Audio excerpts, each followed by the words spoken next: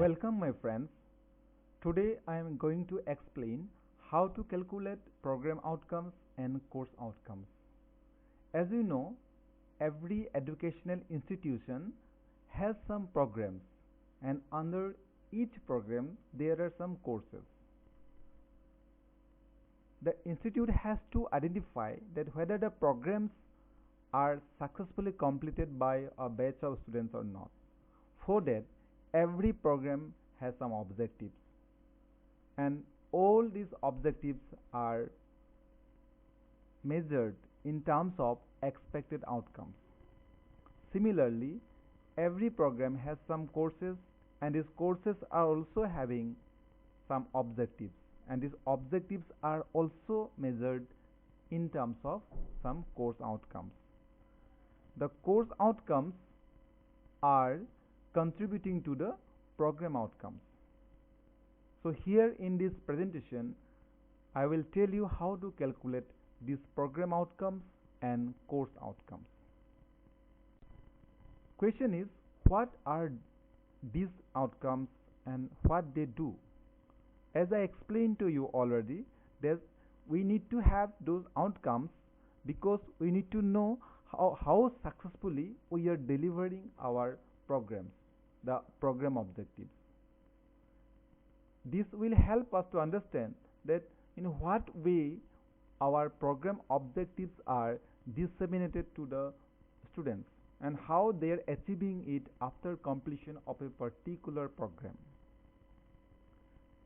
Not only that, it will also help us to introspect our method of teaching and the need of revision of the syllabus, and also if there is any need of introduction of new courses. So overall, it gives a holistic evaluative report that on the basis of which we can improve our syllabus. Nowadays, the different assessment agencies also, they are asking the program outcomes and course outcomes in their evaluation process. Say for example NAAC, this is a very particular component in NAAC. There are two matrices, one is 1.1.1 and second is 2.6.2. Under these two matrices, these program objectives and course objectives and their outcomes are addressed. In the first case, it is asked that how you are correlating your national, local, regional and global developmental needs in the outcomes. And the second case, which is 2.6.2, NAAC asks what is the method of measuring the level of attainment you follow. And if you see, there are 20 and 10, these two scores are there, and total it is coming 30. It is a huge weightage so far the NAAC criteria is concerned. So those are eligible for NAAC assessment. They must address this particular part as a part of their curriculum progression. Now there are a basic assessment plan. Here you can see the course of program outcome. There are two methods. One is direct assessment, which is bearing 80% of weightage, and second is indirect assessment, that is bearing 20% of weightage. Again, under direct assessment, you have internal exam, which is 20%, and university exam, which is 80%. These two together makes the 100%. And here in indirect assessment, which is having 20% of weightage, we have program exit for progression survey, which is having 40% weightage, alumni survey, which is 40% weightage, and current pass out students 20% weightage. In case of indirect assessment, you may select which one you prefer, and you say for example you want to prefer progression of survey or alumni, or you may have any other component that is fit to your institution. You can consider accordingly. You have to distribute the weightage. So here we can consider these two also, or you can consider all the three with this kind of distribution of weightage. Let us now understand what are the components we need to calculate the outcomes. The first important component is mapping factor, and there are three mapping factors considered for the calculation of outcomes. The first one is high mapping factor, or you can say these factors or these particular outcomes are substantially contributing towards the attainment. And second is the medium mapping factor, which is on an average contributing towards the attainment of the outcomes. And the third one is the low mapping factor, which is having a minor contribution towards the attainment. So these are the basic part we need to know before calculation of the outcomes. We need to fix the mapping factors in the curriculum. Say for example, here you can see for a particular program different mapping factors. This is called CO, or you can say PO-CO matrix. PO-CO matrix means program outcome and course outcome matrix. There you can see, suppose a particular program has 4 outcomes, expected outcomes, and these are PO1, PO2, PO3 and PO4. And under this program there are 7 courses, and every courses have their outcomes. CO1, CO2, CO3, CO4 outcomes are there. This PO-CO matrix shows how these course outcomes are related to the program outcomes. Say for example, course outcome 1, this is, you can say, the highest level of mapping factor. Means this course outcome is contributing to PO1 and PO2 at a highest level, whereas course outcome 2 has no contribution towards the attainment of program outcome 1. Same way we can explain each and every mapping factor with relation to the course outcome and program outcome. Here you can see, say for example, course outcome 3 has low contribution, or I can say the minimum contribution towards the attainment of program outcome 4, whereas it has high contributions towards the attainment of program outcome 2 and 3. So this particular matrix is prepared before implementation of a curriculum. This is called a blueprint of the outcomes. Now coming to another very important part of calculation, which is the attainment levels. In case of maximum cases, the 3 levels of attainments are followed. Here you can see 1, 2, 3. So the first one is low level of attainment, which is assigned by 1. Second is medium level of attainment, which is assigned by 2. And third is high level of attainment, which is assigned by 3. And when there is no attainment, 0 is assigned, which is not considered within this 3 level of attainment. Corresponding to the different levels of attainments, that is 1, 2 and 3, the numbers, there are some percentages also assigned. Say for example, first level of attainment or 1 level of attainment, it is 50 to 60%. And second is medium level of attainment, it is 61 to 70%. And third is high level of attainment, it is above 70% or equal to 70%. These are the percentages, not the scores attained by the student. These are percentages which are counted on the basis of a matrix that I am going to explain in the next few slides.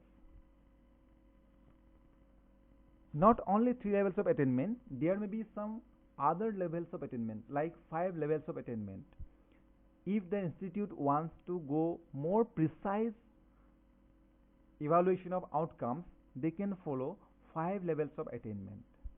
In case of 5 levels of attainment, you can see here 5 levels are there. The first one is the low level, which is 1. Second one is medium low, 2.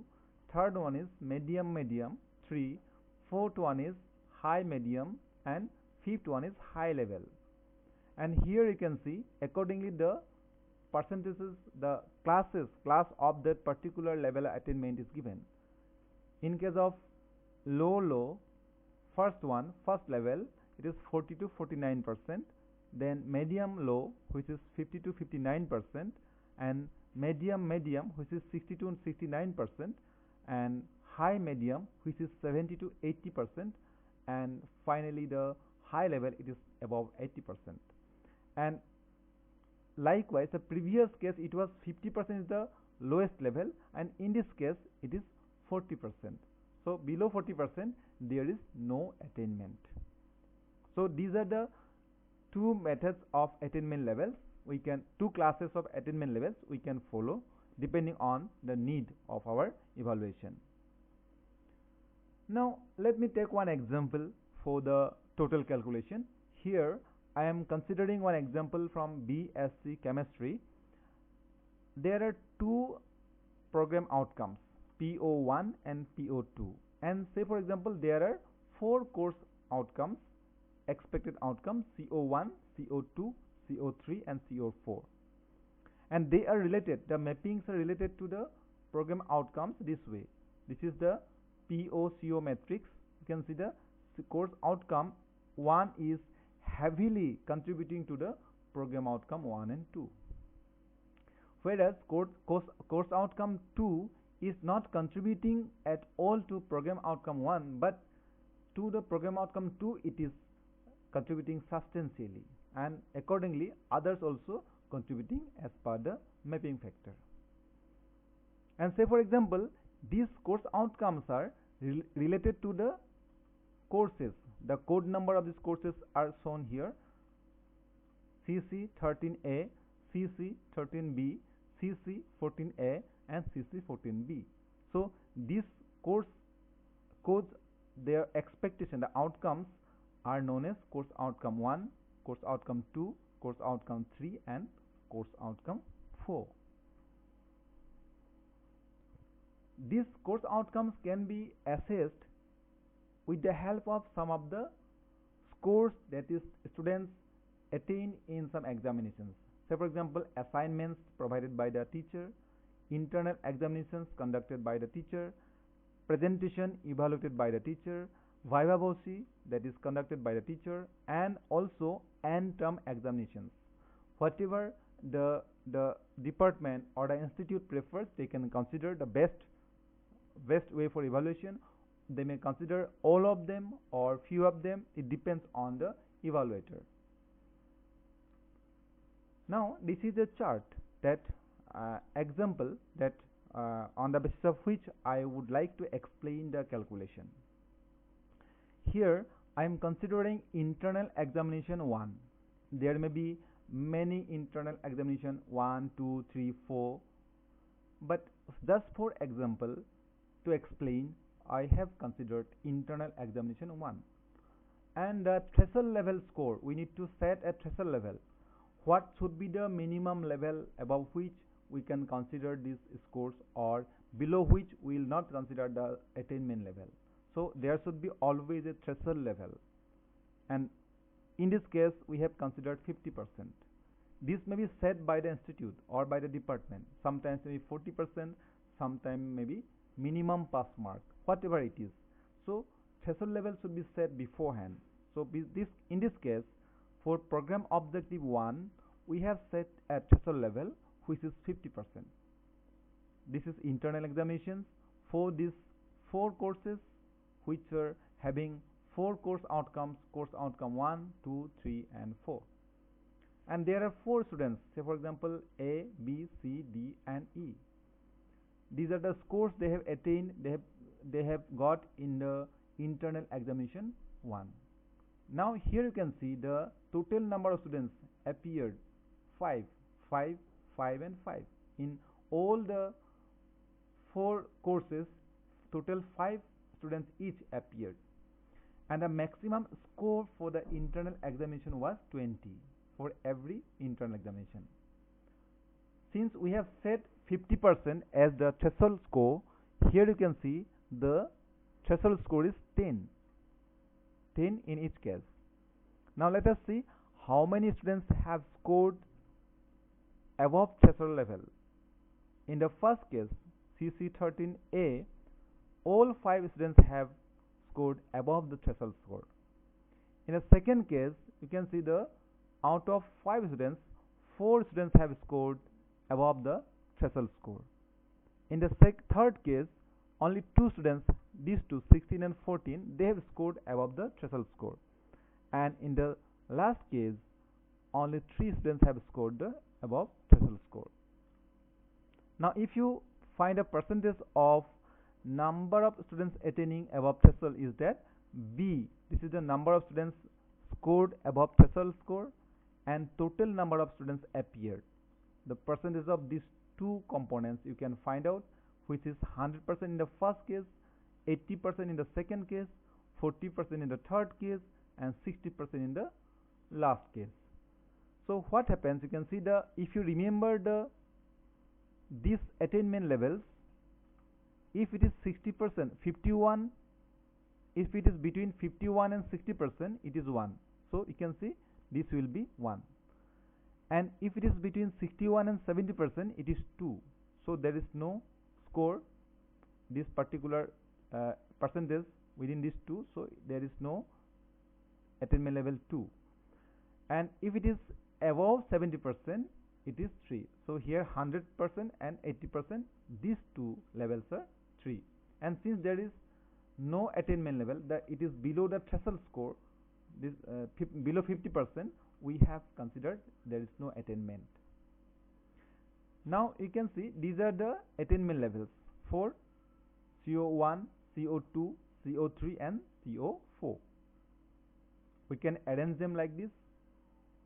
For program outcome 1, for these 4 courses, the course outcome 1 having attainment level 3, course outcome 2 having attainment level 3, course outcome 3 having attainment level 0, and course outcome 4 having attainment level 1. Now how to calculate them? Here the same chart I am showing. Since internal 1 we have calculated, we have, say for example, from similar way we have calculated internal exam 2, and from there we have got this attainment level as 3, 2, 2 and 1. Now if it is average 20% weightage, total average of these two internal, it is coming 3, 2.5, 1, 1. So this is the average for 2 internal exams. If we have considered 4 internal exams, here you need to take average of 4.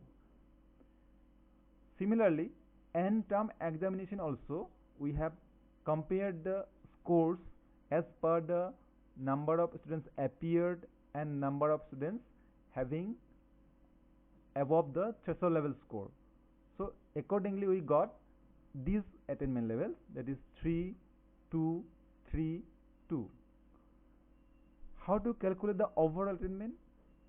Since the internal exam is carrying 20% weightage and end term examination is carrying 80% weightage, we can find out overall 100% by giving weightage of internal as well as the end term examinations. Here it is 20% of the average 3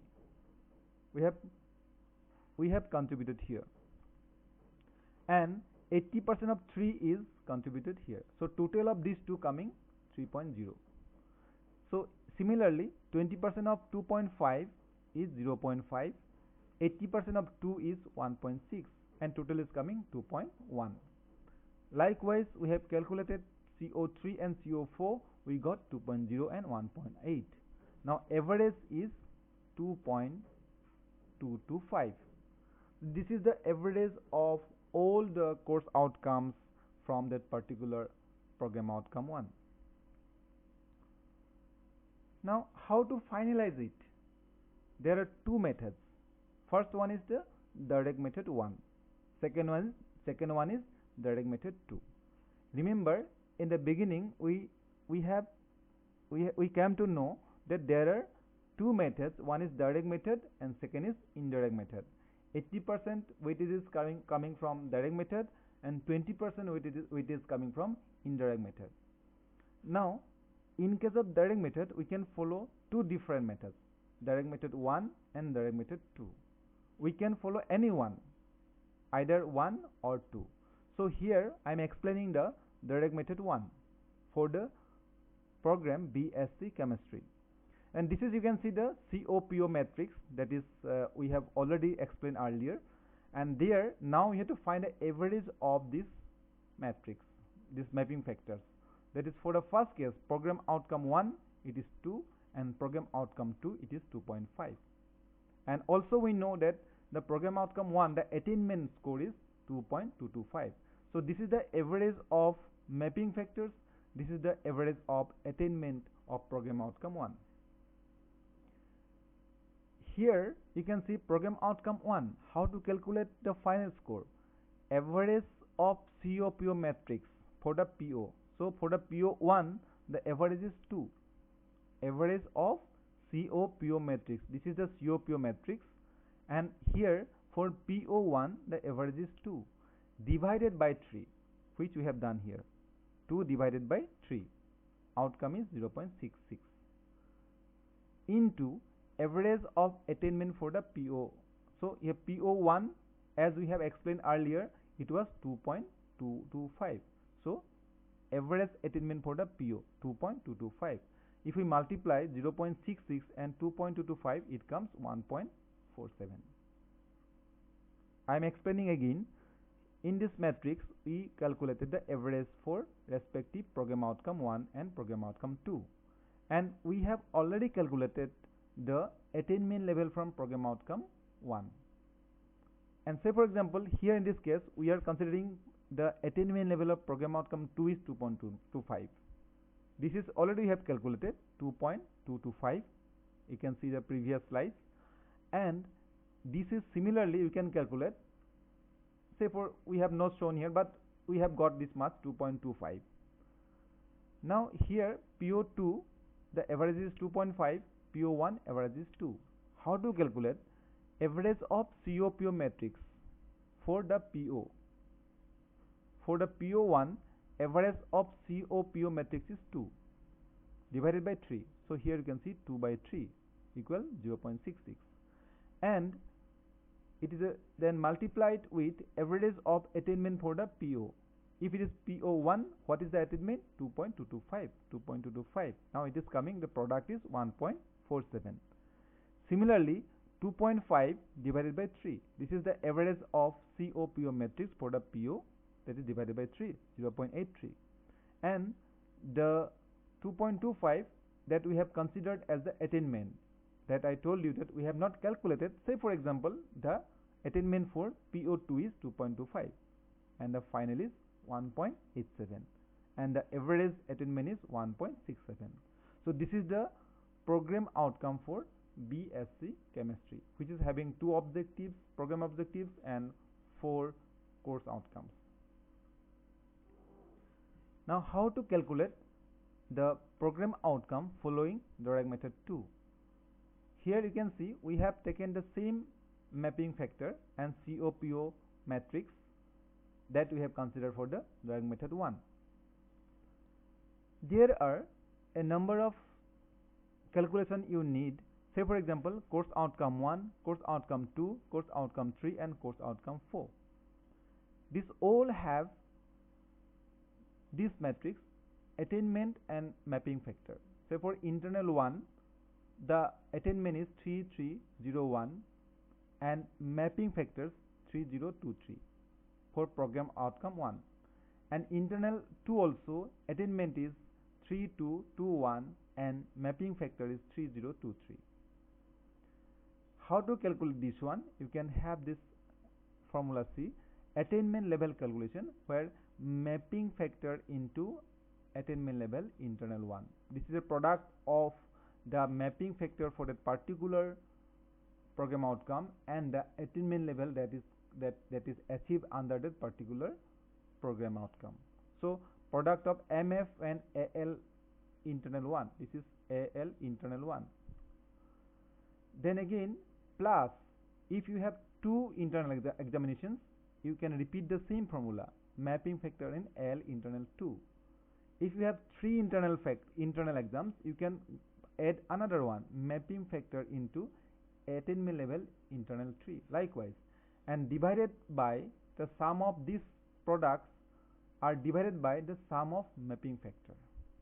What is that? See, the first case is mapping factor, the first internal map, this attainment level is 3, so mapping factor also 3, so this 3 into 3 9.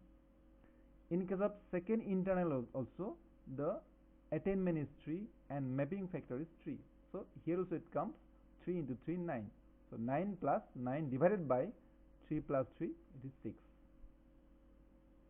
Total it's coming 3, this 20%, this 20%.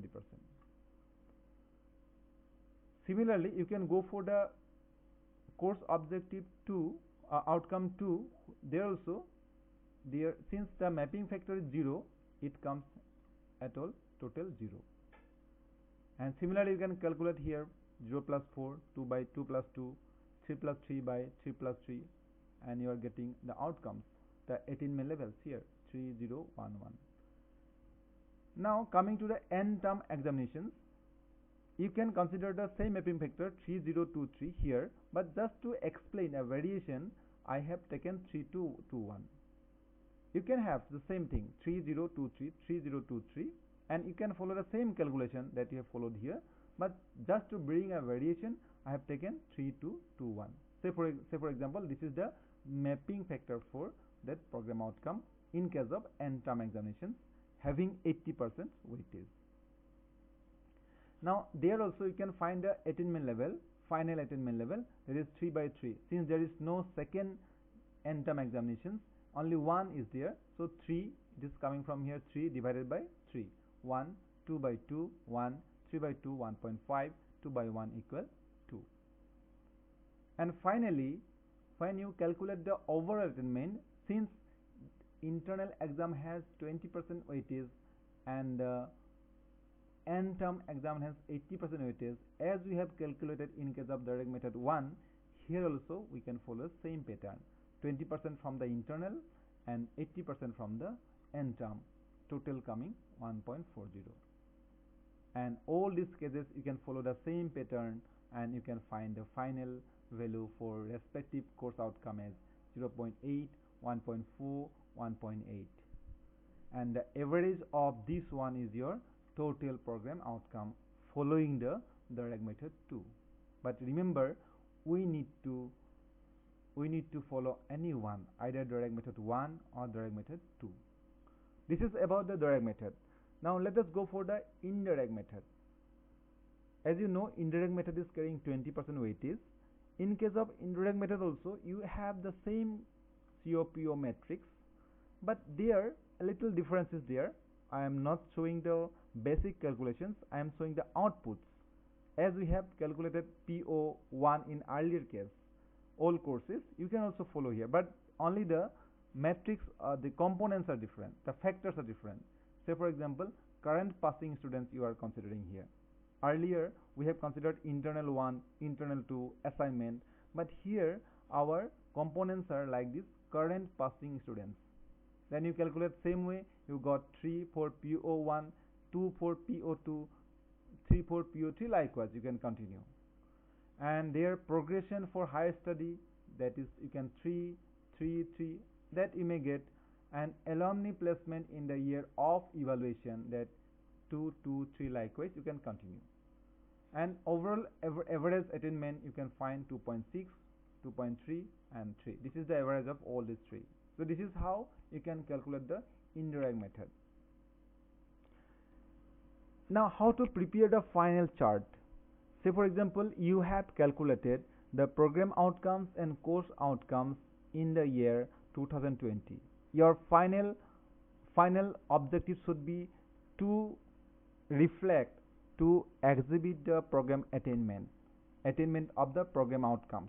So you have already calculated courses which are there in the previous slides, and finally how to present them. See, direct method 1, you have got 1.86 for BSc chemistry, that we have calculated. Indirect method you have got 2.6, and As we have explained earlier, 80% weightage is coming from direct method, so 1.86 from there you take 80%. 80% of 1.86 it is coming 1.49, and from indirect method you take 20%.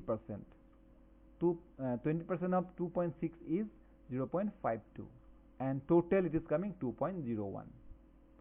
Same way, if you have MSc in chemistry, you can also calculate the same way. These are the direct one, indirect one. Likewise, you can go on, and finally you can find 2.57.